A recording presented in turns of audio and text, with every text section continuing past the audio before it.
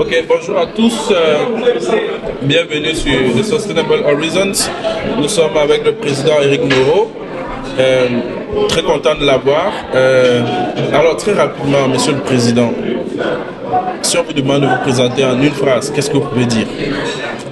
D'abord, je vous remercie. Ce que je peux dire en une phrase, c'est que je suis Éric Moreau, président de l'Ordre gabonais des architectes, président sortant, gérant de l'agence d'architecture Moreau Technologie à Libreville, vice-président de l'AUA, l'Union des architectes d'Afrique, oui, secrétaire général de la CEPORAC, la conférence des présidents des ordres d'Afrique centrale, membre également de la FAFA, la Fédération des architectes francophones d'Afrique. Alors pourquoi, je ne veux pas dire, prenez-vous toutes ces responsabilités, mais pourquoi ce besoin, cette passion-là, cet engagement-là pour sans doute une Afrique meilleure?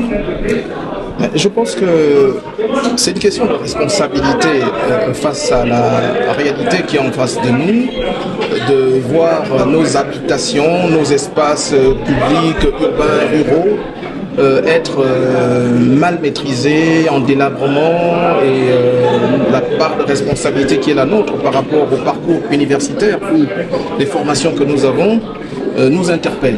Ça nous interpelle comme médecins face à la santé publique.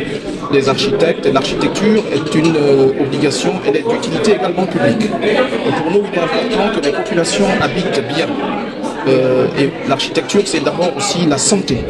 Une architecture qualitative, une architecture bien pensée, c'est des espaces résilients qui permettent à ce que les populations de notre continent vivent bien. La FAFA aujourd'hui est un creuset d'architectes francophones, tout comme également au niveau de l'Afrique. Nous avons d'autres ensembles dans lesquels nous nous retrouvons. Donc la multiplicité de ces espaces nous amène à penser ensemble notre responsabilité face aux enjeux sociaux, de développement, environnementaux aujourd'hui, qui sont de plus en plus mis sur la table, donc les objectifs importants sur le climat.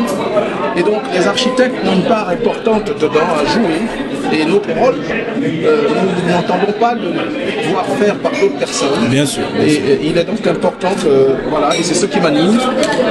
Et chacun venant de quelque part, au Gabon où je suis, je m'y suis toujours impliqué, et j'ai fait ce travail, et je le continue.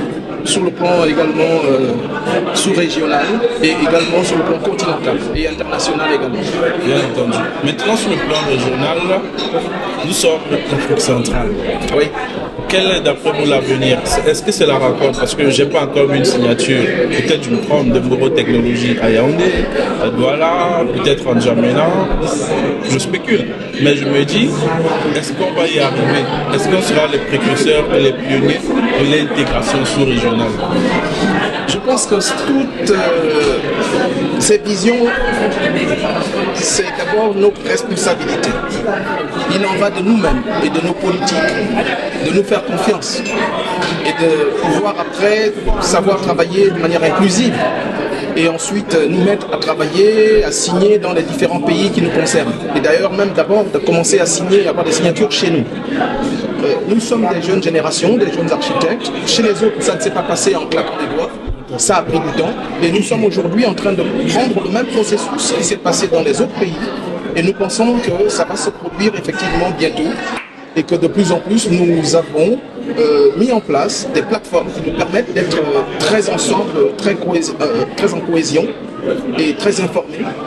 Et ces plateformes inclusives nous amènent à travailler maintenant ensemble, à se partager des informations, à s'appeler régulièrement, à se retrouver dans des rencontres internationales et donc à vouloir que nous puissions bâtir ensemble. Il y a un an par exemple, nous avons à travers la CEPORAC, nous avons voulu mettre en place le SERBAT, le salon de Sarbat. Voilà. Mais c'est ici que ça a voulu commencer, mais l'idée a été commencée à Libreville. Je souhaite par exemple que justement le Sarbat se poursuive, parce que ça doit être pour nous un salon. L'idée est d'avoir un salon sous-régional en Afrique centrale où nous avons la capacité de faire venir des matériaux que nous n'avons pas encore sur le plan industriel chez nous pour amortir les coûts de facteurs des constructions, de les avoir Et cette exposition, ce salon qui pourrait être itinérant au Cameroun, à Libreville, enfin au Gabon, ou en Centrafrique, au Congo-Brazzaville, en tout cas dans nos différentes capitales qui constituent l'espace des pays, des architectes de la CEPORAC, nous avons en intention donc de voir ce salon mutualisé prendre corps. C'est comme ça que le salon Batimat a commencé en France. Ça a été mis en place par des architectes. Au niveau de l'Afrique de l'Ouest, par exemple, on a aujourd'hui le salon Archibat. C'est un confrère, c'est Guillaume Kofi et d'autres qui ont pu le mettre en place. Je pense qu'il faut que nous ayons au niveau de l'Afrique centrale un salon du même genre et qui va nous fédérer et qui va nous permettre de baisser les coûts, puisque nous sommes une communauté économique monétaire également, donc CEMAC ou CEAC. Mais quoi qu'il en soit, ces deux communautés doivent s'entendre et nous devons pouvoir mettre en place ce salon. Et c'est à travers ça qu'évidemment nous pourrons aussi faire la promotion de nos matériaux, des matériaux qui sont ceux de notre espace, les utiliser et les mettre en œuvre, les industrialiser et ne pas simplement attendre que nos matériaux, nos principales richesses nous reviennent quand c'est déjà façonné. Donc voilà un peu également le rôle de l'architecte sur le plan économique, parce que ça impacte effectivement l'économie et ça peut permettre à ce que les populations, quand elles achètent des matériaux en Afrique, localement, en Afrique centrale, ben on leur dira maintenant que ça c'est fabriqué made in Afrique centrale, et puis voilà. Et donc c'est à nous, à nos pouvoirs, d'être capables maintenant aujourd'hui de se projeter dans cet horizon. Et c'est possible.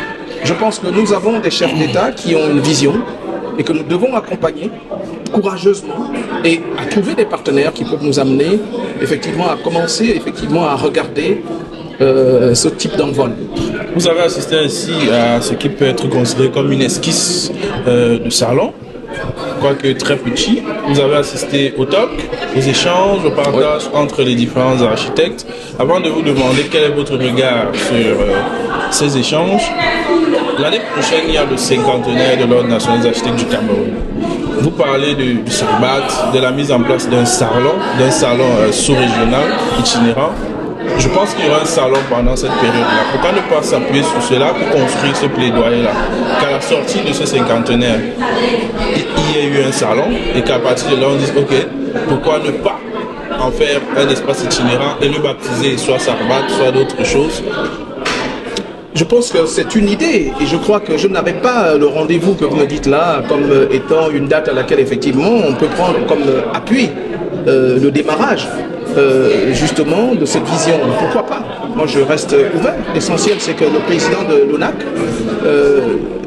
Jean-Christophe Dongo, est quelqu'un de très éclectique et saura nous faire part lui-même en temps et en heure de ce qu'on peut mettre effectivement dans le programme de ce 50e anniversaire de l'ONAC.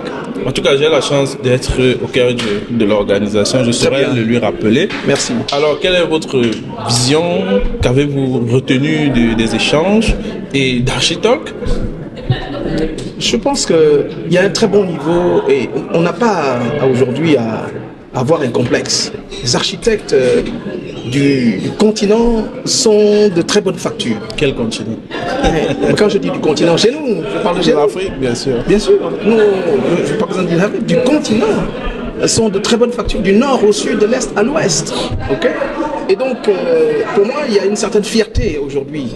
Vous savez, quand moi j'ai fini mes études en Europe, en France, je suis immédiatement revenu au Gabon. Mais beaucoup de mes confrères sont restés en France. Et il y a que peut-être il y a 5 ou 6 ans que beaucoup commencent à revenir. Mais après 20 ans, moi ça fait 25 ans que je rentre. Et donc, c'est un plaisir de voir qu'une nouvelle génération, et on a suscité des vocations, à savoir faire confiance en Afrique. Moi-même, j'ai aujourd'hui un fils architecte aux États-Unis. Félicitations. Okay? Et donc, c'est pas toujours évident. Voilà. Et qui aujourd'hui me dit, écoute papa, moi c'est l'Afrique, ainsi de suite. Il travaille dans un bon cabinet. Et je pense que nous avons aujourd'hui à transmettre à des générations plus jeunes que nous l'amour et la passion de l'architecture, okay? Et parce qu'elle est d'utilité publique, même si on travaille souvent pour des grosses, des gros clients, mais on travaille aussi pour tout le monde. Et j'estime que nous devons de plus en plus nous rapprocher des populations, les accompagner dans les projets, les aider tout le monde, parce qu'il s'agit d'une bonne mise en œuvre. Le souci de l'architecte, c'est la qualité, c'est l'harmonie, c'est la qualité des constructions, la sécurité des constructions. Et donc c'est une pensée globale, ce n'est pas des choses isolées. Et l'esprit de l'architecte, nous devons continuer à le ventiler auprès des populations, auprès des pouvoirs publics, de savoir travailler avec nous. Je crois qu'on a besoin de l'un et de l'autre dans la résilience, dans la construction de notre société. Alors les sous-espaces ensuite qui existent, hein, Afrique du Nord, du Sud, de l'Ouest, du Centre, ainsi de suite. Après, il faut créer des cohésions. Je vous ai dit, je suis vice-président au niveau de l'Union des architectes d'Afrique, région Centre. Donc je crois 11 pays. Donc l'Afrique centrale, aujourd'hui au niveau de l'AUA, pour moi c'est un creuset aussi d'apporter du dynamisme. Il y a une formidable école d'architecture en RDC. Okay, il y a apporter des étudiants il y a les encourager. Et je crois que nous avons à voyager, à trouver les moyens d'être rapidement dans le pays de l'un ou de l'autre et de le faire. Okay, c'est à nous qu'il incombe aujourd'hui de casser ces barrières en fait, okay. et de savoir que nous avons un métier qu'on doit pratiquer et tous les jours, je veux dire, c'est ce sacerdoce-là. Et donc moi j'ai confiance. Alors, on ne va pas vous prendre plus de temps parce qu'il y a l'urgence de l'Assemblée Générale. Tout à fait. Alors, un dernier mot pour notre public qui est essentiellement constitué d'architectes jeunes. Seront-ils un jour? Non, mais ce n'est pas que des architectes jeunes. Moi aussi, je suis jeune. Ah oui, bon. Je vous ai suivi dire que vous êtes la jeune génération. Je serais ravi. Oui. Parce qu'on est jeune d'abord dans la tête, avant d'être dans le corps. Vous êtes la jeune génération et on est tout jeune. En fait, il faut plusieurs générations, effectivement, pour faire l'amour. Et aux architectes, merci d'abord à l'ONAC de nous accueillir ici dans la formidable capitale de Yaoundé, que nous continuons à chercher à la voir se construire et qu'elle ait de la résilience dans sa mobilité, dans son développement, dans sa construction.